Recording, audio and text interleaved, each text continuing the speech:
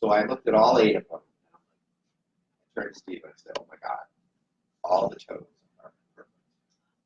So the problem with these is finding them with good toes. So we ended up buying quite a few of them. We got the sapphire blue.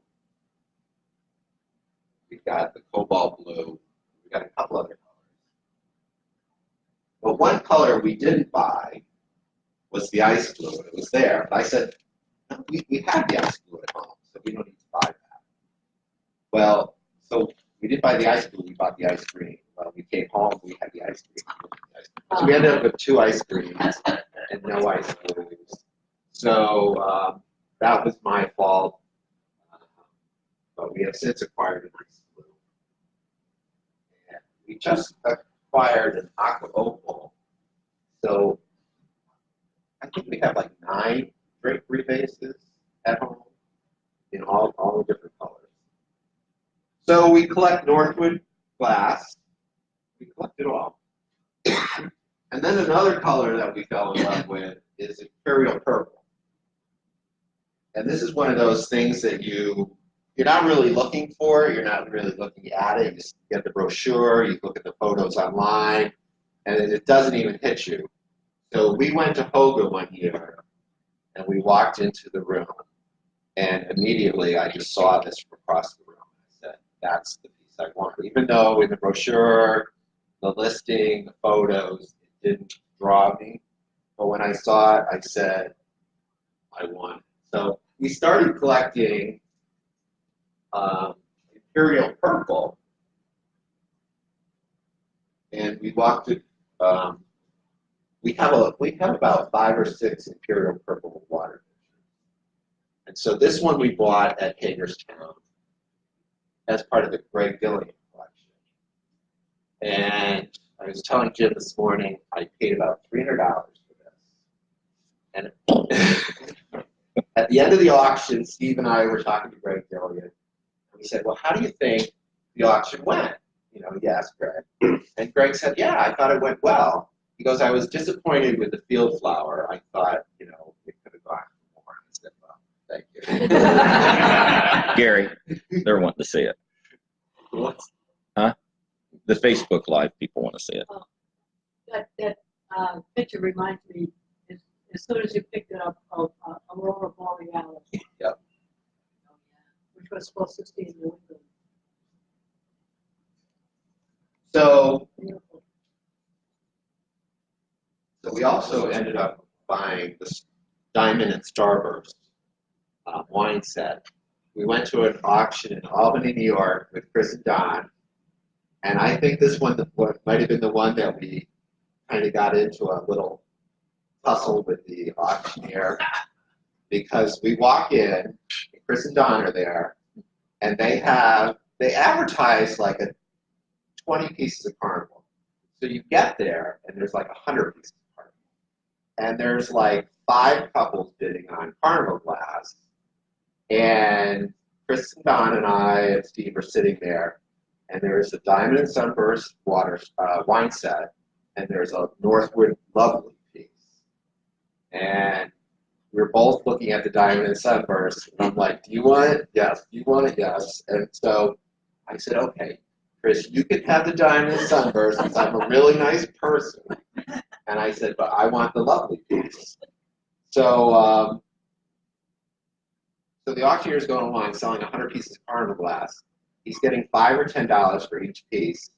And then all of a sudden he goes, the auction's over. He was not happy with the prices. So I stood up in the back of the room and I said, hold it. I said, I drove 3 hours to come here. You're not closing this auction. And he's like, well, what? I said, I came here for a certain piece. He's like, all right, if you want any pieces, put them on the front table and we'll sell those pieces. So we moved our 2 pieces up and bought them. So that was the last time I think we went to. Yeah. Wow. Well, he hasn't had it. Yeah, yes. So we collect a lot of Imperial Purple. We also started collecting Fenton. And some of the Fenton we like is the advertising. This is Spector's department store. And this is a Coolamy plate from J.N. Ledford. And this was,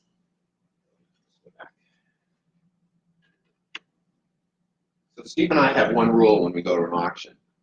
If you didn't pick it up and touch it, you can't bid on it because you haven't picked it up and looked at it. That's what preview's for. So we were at Kathy and Galen Johnson's auction at Hoga, and I didn't pick this up because I'm like, well, we're not buying it. It's going to be too expensive. Well, for some reason, it just didn't go up in price. So I'm standing there, and I broke my number one rule. I raised my hand, and I bought the piece. And I'm like, oh, crap, you know, there's something wrong with it that I don't know about. But I bought the piece, and it's perfect. And then John Rogers comes up to me afterwards, and Steve Gregg comes up to me afterwards. He goes, you don't want to know what I paid for ours. But you're at an auction, and you're just the only person interested. Maybe it's that one lucky day that nobody else is interested. They have their eyes on something else. It was perfect. Yeah. No lucky. So we also have the Birmingham Age Herald plate. Advertising. I think this says 1914. I don't have my glasses on. Or blue. Another reason we collect Benton is just for the colors. You know, you have a lot of the smalls and really unique colors. This is water lily and lime green opal, a holly hat in cherry red, blackberry spray in like sapphire opal. This is just an ordinary strawberry bonbon, but it's either amberina or reverse amberina. I never understand those two. But so we collect Benton. So the only major company from the classic era that we really haven't gotten too involved in is Millersburg. What? What? What? What? So we have started recently going to a couple auctions. We were just in Millersburg, and we bought a Nesting Swans. But what really introduced us to Millersburg is this piece here. This is a multi-fruit and flowers green punch set. So when I still had a job, I would be the first person in the office. I'd get there early in the morning, and I'd get my cup of coffee, and I'd go sit down, turn on my computer, and I'd be the only person there for like an hour. So, you know, while I'm getting ready for the day, I bring up eBay, and I kind of scroll through eBay. I've gotten a couple good things on eBay at 6:30 in the morning. So I'm scrolling through eBay, and I see this bowl, and it's listed green bowl, 3 cups. And I'm like, I think I know what that is. So I jump over to like Hooked on Carnival, and I look up multi-fruit and flowers. And I'm like, yeah, that's it. So I jump back to eBay, and you know, you're nervous, you're shaking, and you're trying to scroll down. Is it broken? What's going on? So it says perfect or mint condition. So I hit the buy it now, a bowl and 3 cups, $100. Oh my God. It's gorgeous. No, three cups. The bowl 3 cups. and Bowl, 3 3 cups. So I pay my $100. I pay a little shipping. Steve and I are out one day, and we drive in the driveway, and there's a box on the front step. And I said, well, and I'm only expecting one thing, this, to be shipped. I said, but that can't be it. It's too small to be a punch. Oh, And the box is this big by this big by this big. I said, it can't be that. So I bring the box into the house, and I use my razor blade at the top, and I open up. And in the box is this bowl wrapped with a couple sheets of newspaper. The box touched this edge, this edge, this edge, and this edge. I'm like, how did this I pull it out and I'm like looking at it. It's got to be broke. It's got to be cracked. It's got to be something. It arrived perfect. And I'm like, it was one of those lucky days where you didn't get a postal worker who, tossed it aside. But this showed up, perfect condition. So I'm like, how do I get the punchable base? Well, someone named Rhoda Auction Services has this online auction, and they have this listed. So I spent like 100. Yeah, you're just lucky I didn't know you had 100 in the bowl. We need to reverse those numbers real quick. So I got this online. I think I paid like 150. Yeah. So this shows up, and I'm like, okay, perfect. I found 2 more cups on eBay, and then I found a cup in a room at a convention. So this is my $300 Millersburg punch set. Nice. Excellent. So, you can still, Steve and I like to put things together. We like to build sets. I like to say, this is an orphan piece and put it together and build a set. But that's our first entry into Millersburg, and I think we did okay. So we've since then decided that, when we go to an auction, if we can, identify a piece of Millersburg that we like, a pattern we don't have. Because one thing that we do collect is we collect patterns. So what really interests me is if I see a pattern and I can say, we don't have that pattern. So, I have a Millersburg seaweed next to it that we bought, but we bought a few more pieces of Millersburg in different patterns. So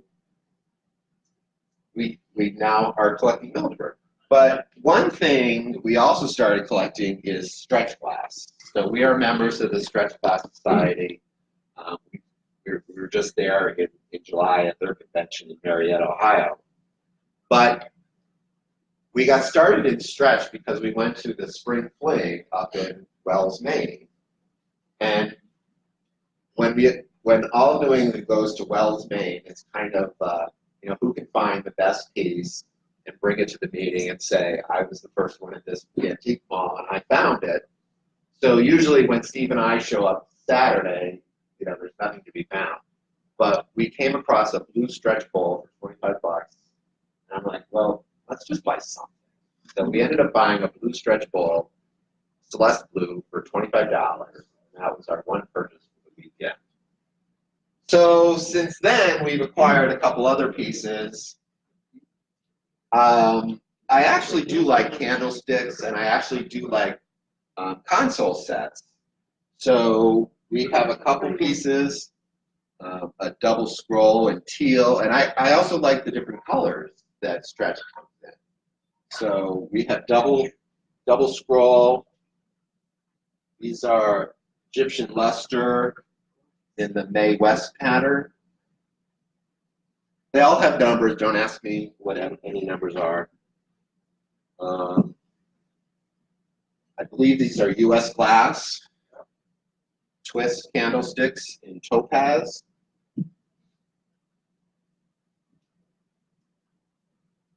This is 310, I believe. So Steve and I are in a local antique mall, and there's 2 of these. And so they're $25 each. So I'm like, okay. So we pick them up. I look at them, and I'm gonna ask for my 10% discount. And this very friendly clerk who was working the floor, he comes up. He goes, "Yeah, those are nice. Too bad one's cracked." I'm like, "What?" He goes, "Yeah." And so I looked on one of them, and there's a crack, like right in the hole. So I put that one aside.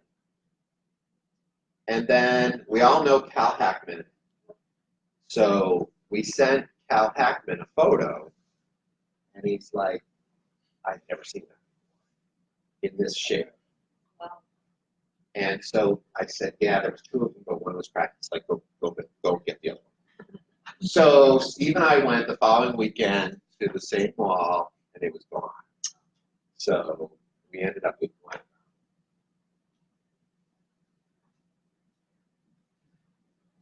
Probably my favorite color in stretch glass is topaz. Tangerine. We got this in Bath, New York. And we just match it up with any old candlestick. You know, I don't know. You know, they seem to sell candlesticks in bowls. So we matched it up. You know, we collect Northwood, so this is number 727. Candlesticks in twist. I think there's one size of candlesticks. There's two sizes of the bowls, and you also have the bases. And the bases come in two sizes. And you can also find this in topaz, the candlesticks. I mean, you can find bases in topaz. I've seen bases in topaz. But that's the Celeste blue. So this is a piece that a lot of people try to put into their Carnival glass collection. Ring optic vase by Fenn in Celeste blue. We bought this here at New England a couple of years ago. And I really just liked the shape. So we were at International this summer, and they had a tangerine one. And I'm like, okay, going home with that. I had $1 in mine, and we were knocked out of the water real fast, and everybody in the room was like knocked out of the water, and it sold to a foam bidder.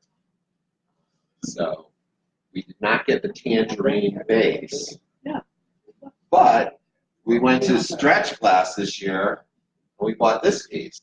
So these two came out of the same mold. So Oh, that's the same. So this is actually available in 3 different shapes. If this was more straight up, and when they took it out of the mold, they punched a hole in the bottom, it would be a flower pot.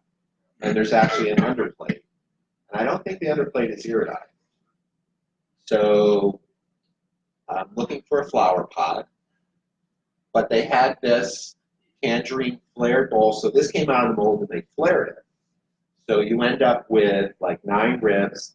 And so Steve and I the other day counted the ribs on the base, and they match. So the base comes in 2 sizes. This is the larger size. This is the smaller size. So the tangerine flare bowl, $40.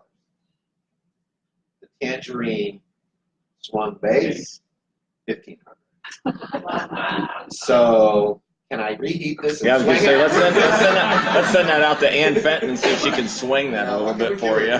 Because we just need to turn it into one of these, and we'd have something. But this was one piece at the stretch auction that we wanted, and it's because it's tangerine, it's an interesting pattern, so we ended up buying.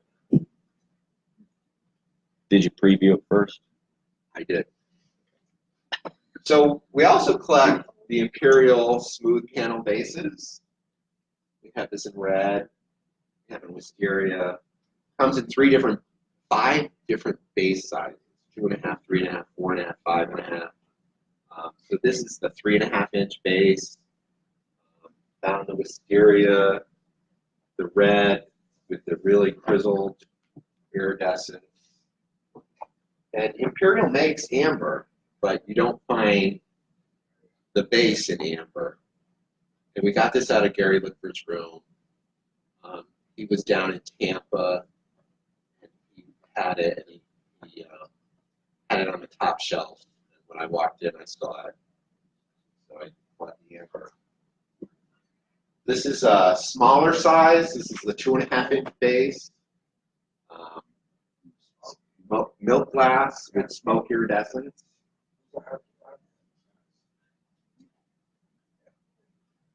And this is a favorite base in New England. This is the 2-handled base. It comes in marigold and smoke. So this is like the spittoon top, and it comes in a JIP top, and then it comes in a flared top. So, Roll down. and a roll down. Yep. So we had bought this in Michigan, and we went to Tampa this year, and Gary Lickford has this in his room. So I pick it up. I said, "Oh, that would match really nice." So I pick it up and I set it back down, and then Chase picks it up.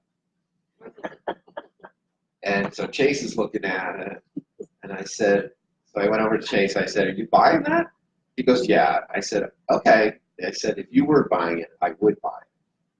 So Chase walks out of the room with it. It's Chase's. So I retired in February, and for my final day, they had breakfast for me.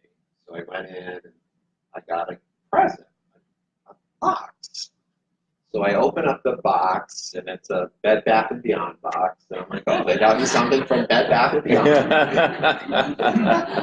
And I open it up, and I unwrap this vase. And I'm like, "I know this vase." And I'm like, I turned to my boss, and I'm, where did you get it? And he smiled.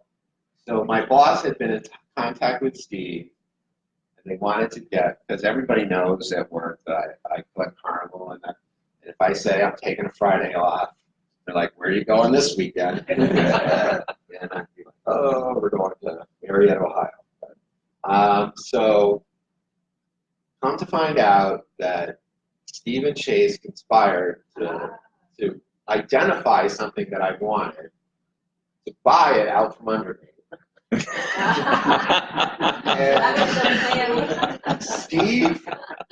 Chase gave it back to Steve. Steve brought it back into our hotel room, packed it in the luggage, and then when we go home, we always have one duffel bag of glass that we put through security. Well, I carried my vase home. And then we got home, and one of the first things we do when we get home is we unpack the glass. And so Steve had to make sure that I wasn't there to unpack the glass, that he unpacked the glass so that he could put this away. So this sat in our house for less than a month. And Steve called my boss, and my boss ran down to the street. Steve drove by, and it was all very, very, Surprising. very candle stuff. So we ended up with, so now we have 2 of the 4 shapes. And so that was there. And That's the rarest shape, right? I don't really know.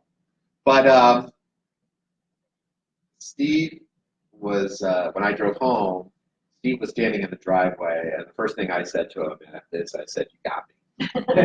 So, but that was really nice of my boss and my coworkers to, try to get me a piece of Carnival glass, because, they knew that I was crazy into it.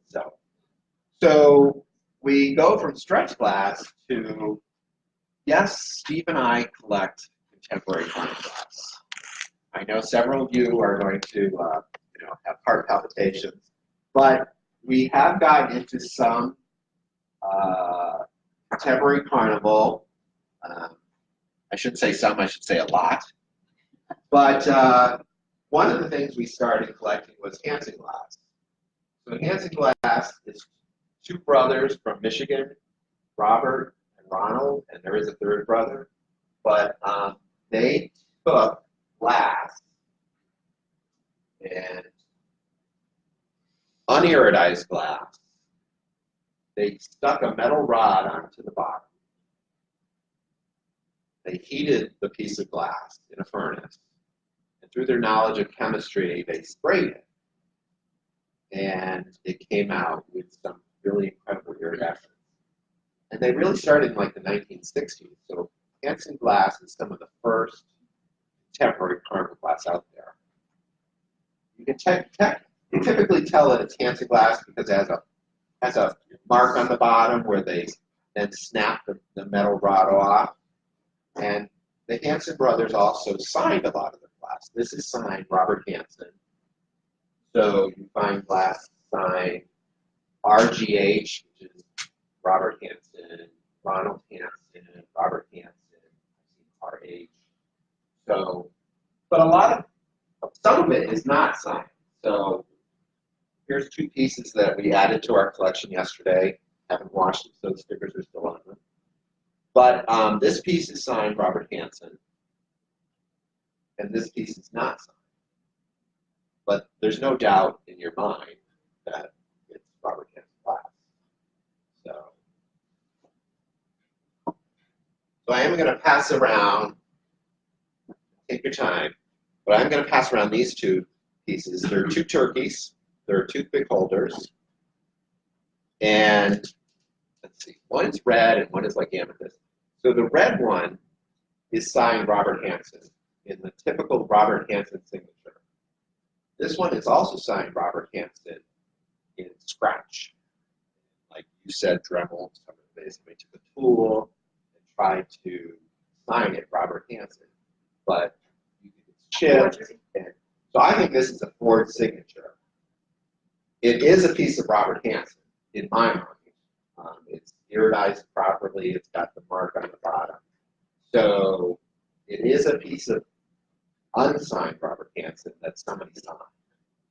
So take a look at the 2 signatures, and you'll see one is neat, as neat as you can get with an etching pen. Harry, I've seen the green. You know, Sometimes. No, they could. they can't really. They can't. Let's back up. Yeah, really, they bought a lot of glass, uniridized glass. They bought contemporary glass. They bought it from the makers of the day, and they even got older glass. You know, if they went into a shop and found old crystal glass, crystal tumblers, toothpick holders, in red, different colors, they bought them and they iridized them. So, you know, they typically make smaller pieces, but here's a fish bottle that's pretty big, because they had little furnaces and they could only manage like little smaller pieces. So typically your Robert Hansen pieces are smaller. This is a piece we just picked up at Keystone, a Santa fairy lamp.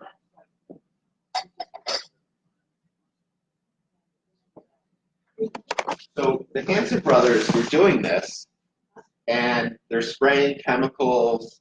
They're not wearing face masks. I think they both got sick from the chemicals. They both moved to California, and there is a story of somebody running into them at a fruit stand in California.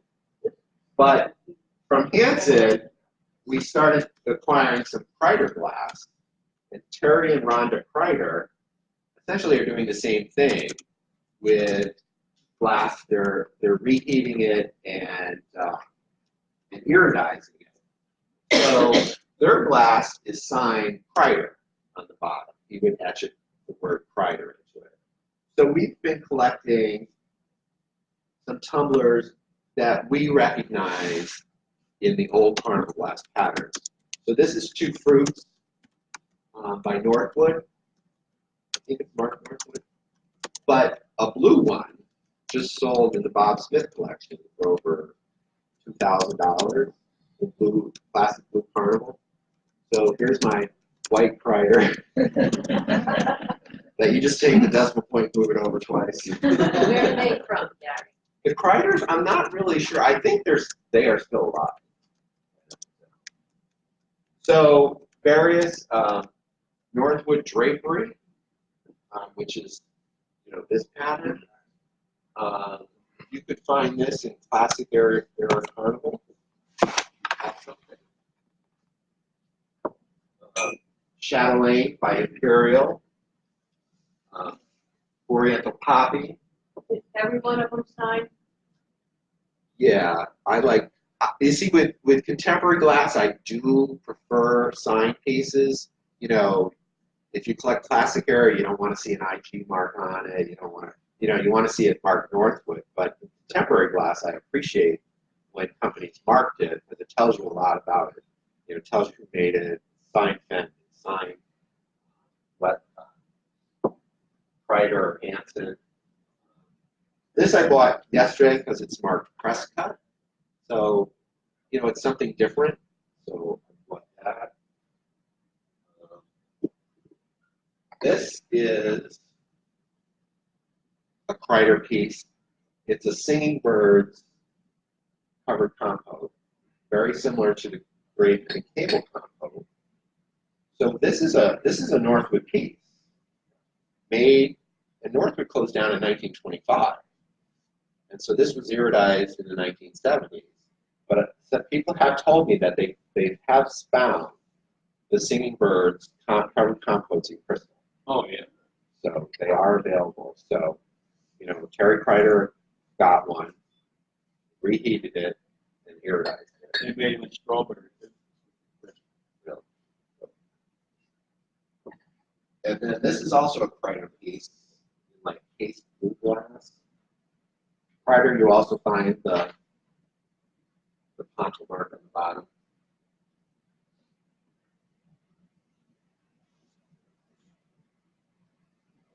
So the Kreiders made a lot of art glass, and these two pieces are not Carnival glass. They're iridized, but they're not Carnival because they're hand formed. They're not molded.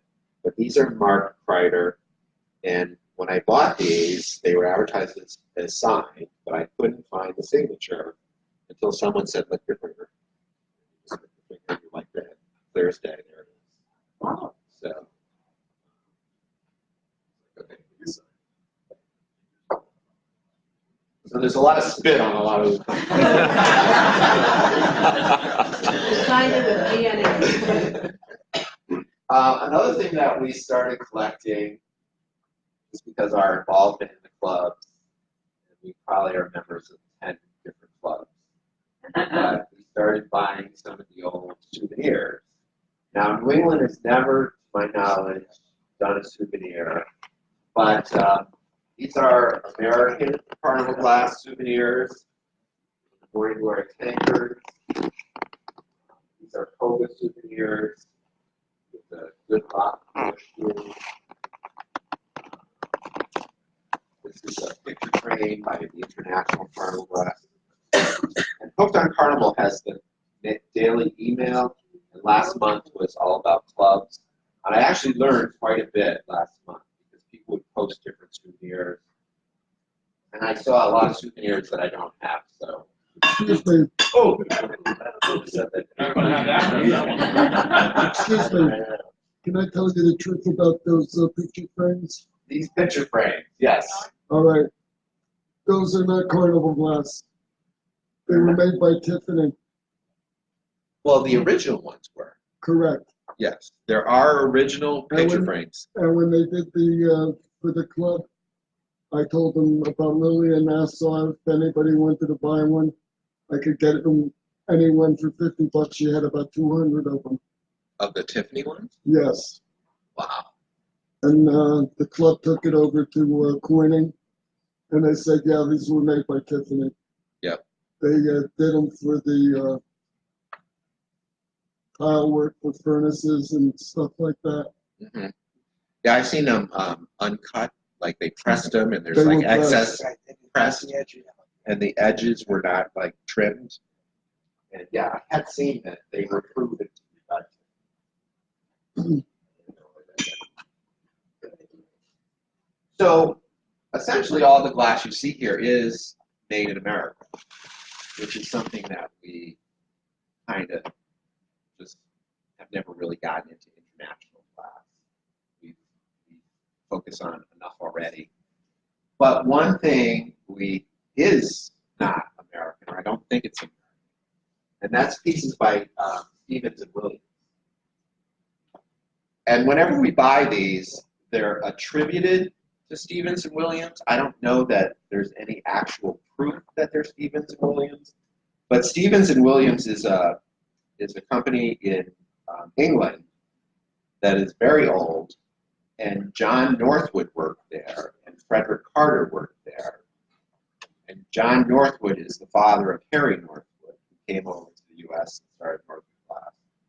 And Frederick Carter came over and started Corning. So there is a connection to the United States, but whenever we bought these, they're listed as Stevens and Williams or they're attributed to Stevens and Williams, but I haven't seen any definitive proof. But we buy them.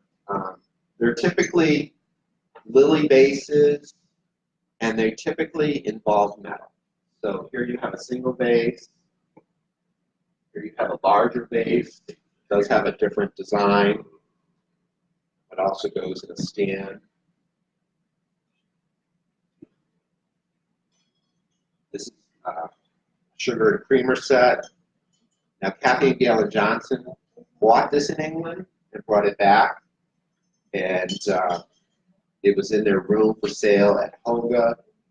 And I walked in and I said, I'll take it. And they said, oh, crap. We brought that one for somebody else. And I said, I'm here first. Come on. So I'm like, I bought it. So that is a creamer and sugar set. This I bought on a Rhoda online auction with 3 imperial punch teacups or whatever. And I would guess that this also sat in something metal. But it's the same, pattern. And then at International, this past summer, we found this finger bowl in the auction. So it sits in a metal frame, like I think that one sat in a metal frame somehow. But so all the Stevens and Williams seems to sit in a metal frame. So at Hagerstown this past auction, there was a frame with 5 lilies in it. The center lily was large, and it was surrounded by 4 smaller lilies. And I left Jim and Val instructions to purchase it for me. And they failed. We could have. So Cover your limit. I gave him a price, and I said, here's my price. And I did the +1, Jim. Oh, yeah, okay, +1 or 2? I said +1. I needed the +2. But I Or didn't get it. 3 or 4.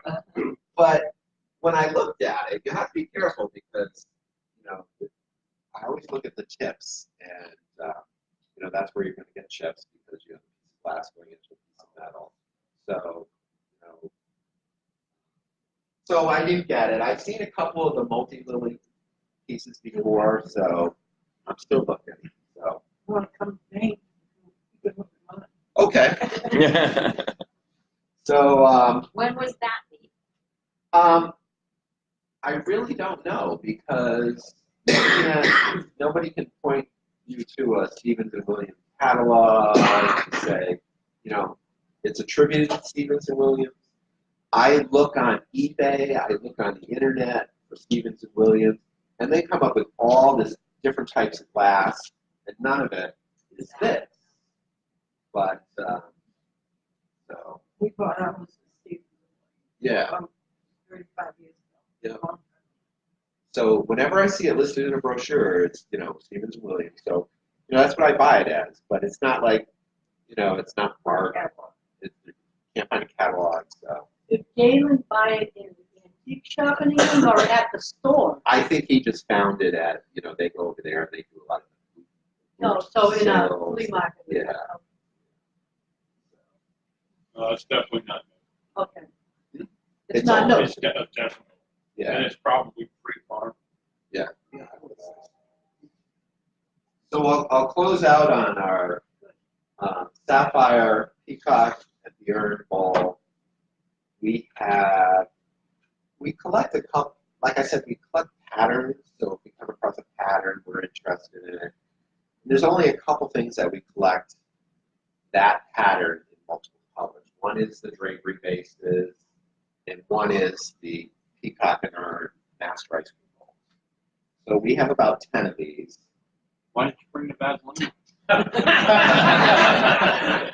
It's under here. Again, he gave Val instructions to buy that. He fell a little short. Let me tell you a story. She was a part owner of that bowl, but not that bowl, a bowl in that same pattern 25 years ago. It was Burns and Billy Richards and my son Scott. Yeah. I never saw it. I never had it in my house. It's never displayed. So Steve and I went to Tampa many, many years ago, and we saw this bowl, and it's got a little piece of white in the bottom there, like inside the glass.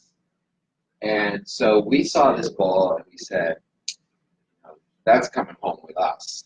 So this was a long time ago. So we were sitting in the audience, and I think I got to bid once on this piece.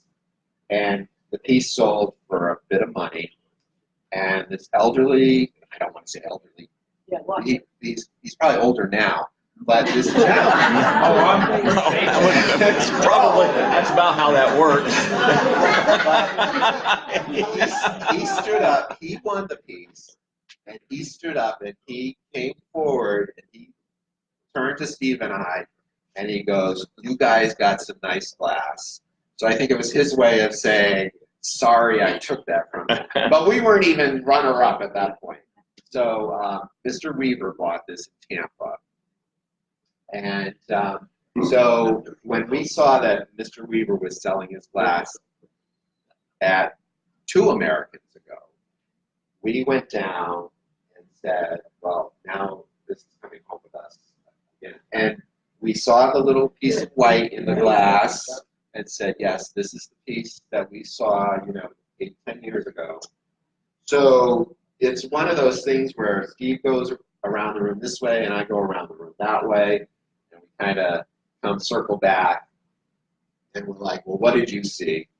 And Steve said, well, I just saw the one piece. And Steve goes, we're all in. Oh, crap. So we were committed, and we did purchase this from Mr. Weaver. So it's true sapphire glass with a pastel iridescence, and we were very happy to perform with this Ever one. found a small one to match? I don't think there's ever been a small. Two. I've seen ones With with marigold overlay. with the marigold overlay, not the pastel. Correct. That is true. Okay. That is true. So yes, we did go to Hagerstown, and we went to see the Vaseline Peacock of the Earth, because wouldn't that make number 11?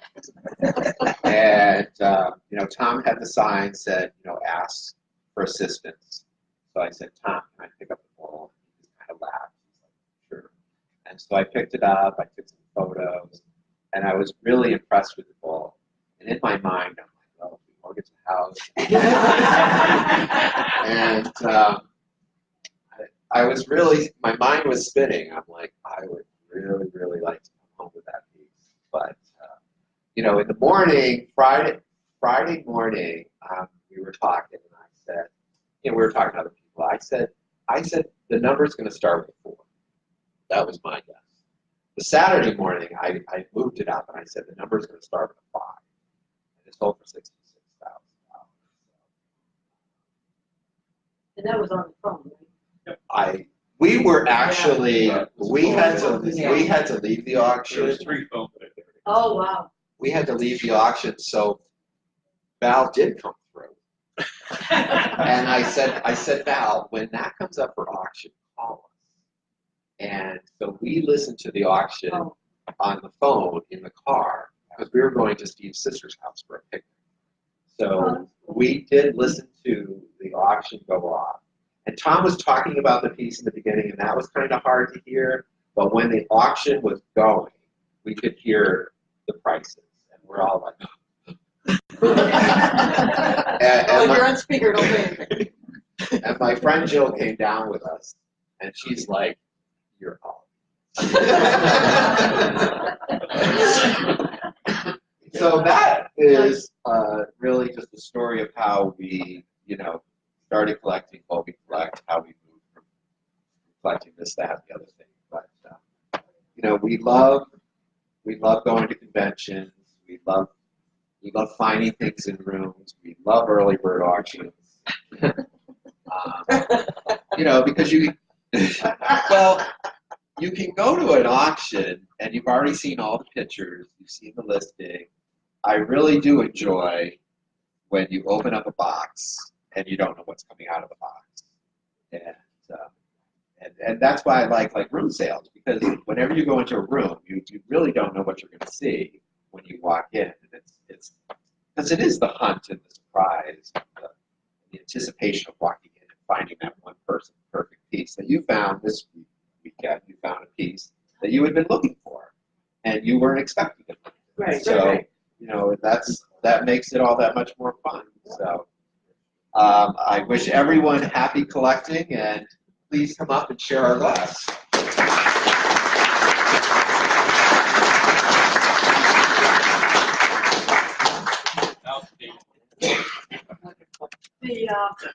I actually have a opal. It's the aqua opal ICGA. Wasn't it? It's not. It's green opal. Never mind. It's the one. I know you're not, but it's not.